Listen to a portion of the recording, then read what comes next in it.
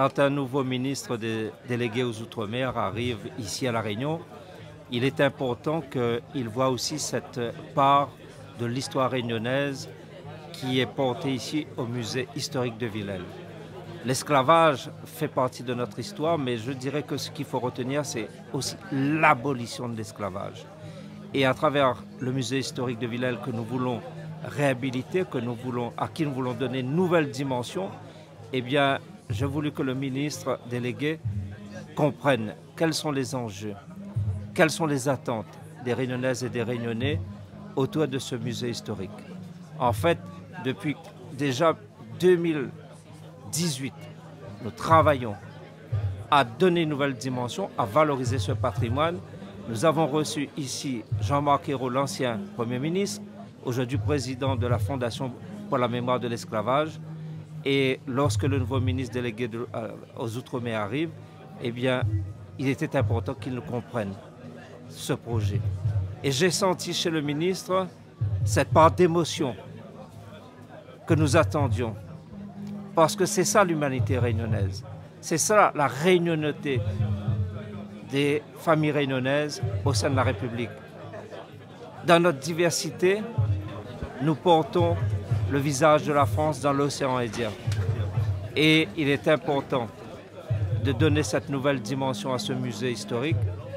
Nous voulons faire le musée de l'habitation et de la mémoire pour justement qu'au-delà de la Réunion, dans tout le bassin océan Indien, et je dirais même dans le monde, on puisse réaffirmer cette part de l'histoire et surtout dire aux plus jeunes que bien évidemment, l'esclavage fait partie de notre histoire douloureuse, que nous avons su surmonter et que nous devons regarder notre passé qui doit éclairer notre avenir.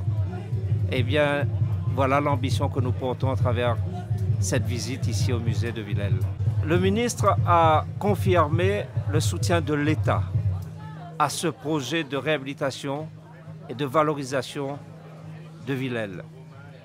Nous avons travaillé avec des comités scientifiques, des comités techniques, avec des associations, avec les services de l'État, notamment de la direction aux affaires culturelles.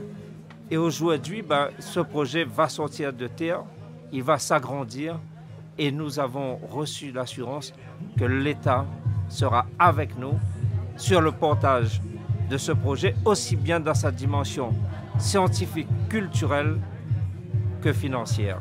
Et c'est ce que nous voulions. Pour moi, la culture, c'est essentiel. Donc, entre guillemets, sur ma cagnotte personnelle ou ma cassette personnelle, faites comme vous voulez, n'est-ce pas, mon cher Olivier Jacob, on veillera à ce que, en abondement de ce que fera le ministère de la Culture au travers de la DRAC, on puisse vous accompagner. Car il y a des projets comme celui-là, ce sont des projets d'une vie. Un projet comme celui-là, si vous le laissez passer, plus personne derrière ne sera là pour faire en sorte que nous soyons capables, justement, non pas de réparer, mais n'est-ce pas un peu de dignité qu'on va rendre à ces hommes et à ces femmes qui ont été victimes de l'esclavage. Donc, du fond du cœur, je veux dire bravo. Je verrai d'ailleurs Jean-Marc Ayrault dans les toutes prochaines semaines. Je sais qu'il vient ici le 20 décembre. Il est très attaché à ces missions-là. Je l'ai bien connu à l'Assemblée nationale, d'abord comme député, ensuite comme Premier ministre. Et je sais également qu'il fait un travail formidable. Donc, vous avez conquis mon cœur avec ce projet.